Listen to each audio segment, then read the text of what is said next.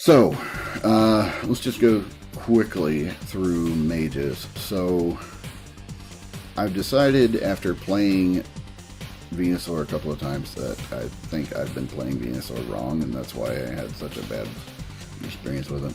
So, he's going to go and C right now. Remains to be seen whether he's really that much better or not. Pikachu is right here, and he doesn't need to be any higher, and he doesn't need to be any lower. Gardevoir, I still haven't been able to play. I've seen other people play them. I can't get a good enough grasp of the character to really be able to understand what's going on. Cramorant, same thing. In fact, I see less Cramorant than I see a Gardevoir. And I haven't played him. Ninetales. So Ninetales is one of the premier mages, for me anyway, because you can dish some damage and you can help out your team a little bit. Because you have some support abilities that many other mages just don't have. Right? So, like, Cinderace does big damage and does it at a pretty good range. So he's not going to get picked off as easy. Ninetales can slow them down. Ninetales can throw out an avalanche and stick a block in their way. Can throw a blizzard at them and make them back off. So there are a lot of options here, whereas this is just damage and good damage. So he's right here too. It's just he's not as versatile. So I am very happy whenever I see a Alolan Ninetales, regardless. I'm less happy when I see a Cinderace, but if that's our only mage, we're fine. Greninja, I'm going to put him here with Pikachu because I think he's just a little more difficult to use than Cinderace. Cinderace is pretty straightforward. Assassins real quick. Gengar, I haven't played enough of him to really know. And who's our other assassin? Wait, oh yeah, Talonflame. Okay, so Talonflame's not great, but he needs something. And I'm not sure what it is. He just... I've played Talonflame a couple of times now. And it's similar to Venusaur, I just don't know what he needs. He has the capability of doing his job, he just doesn't do it very well. So, Zorora and Absol, though, are absolute powerhouses and should be on most teams. I wouldn't put them in S tier because they're not going to win you the game every time.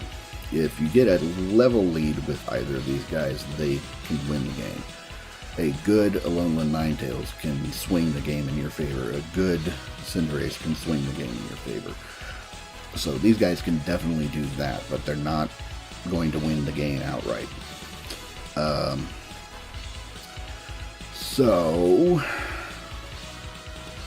these guys. So Garchomp, I need to revisit. Machamp, I feel better about than I did before, but I still need to revisit. Charizard is actually probably a good place right now.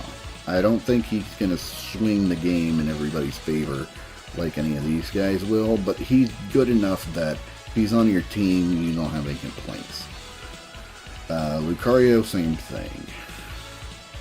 A good Lucario can start to swing the game your way, but you don't always have a good Lucario. So Lucario's kind of in the same spot here, I think. Alright, so our supports. If you have either one of these, just one, and you have a decent team comp the rest of the way, you should be good. Now, obviously, I've lost plenty of games playing as both of these characters, so you can still have a terrible team comp and wind up losing, or you can have a team that just doesn't help you out at all and you end up losing.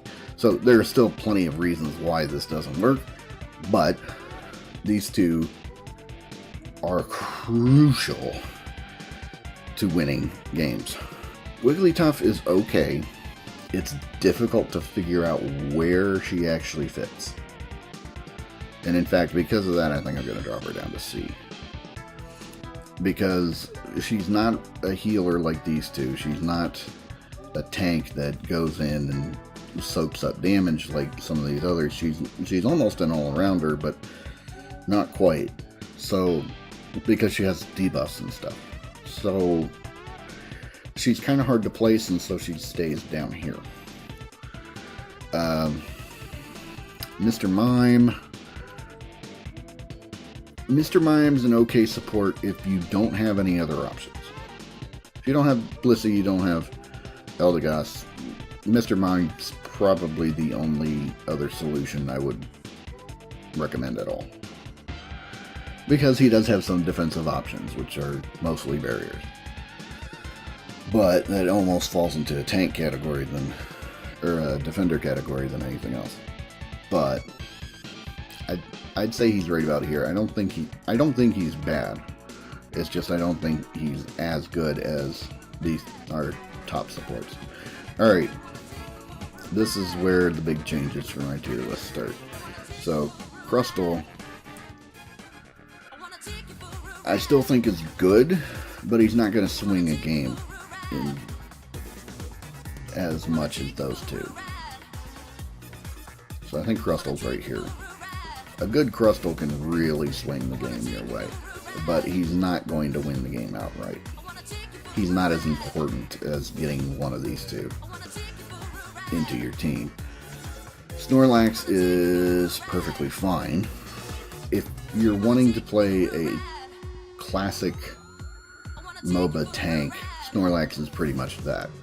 Crustle is a little bit different. He's somewhere between this type of tank and a bruiser in that he's able to block people off. Now, Blastoise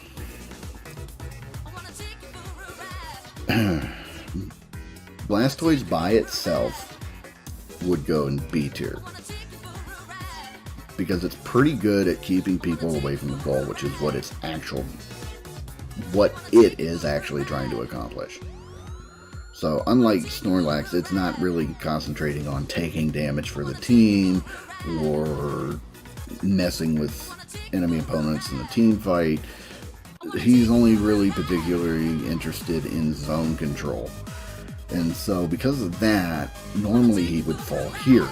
However, he is the only character I have found that pairs off with another character so well that it's ridiculous.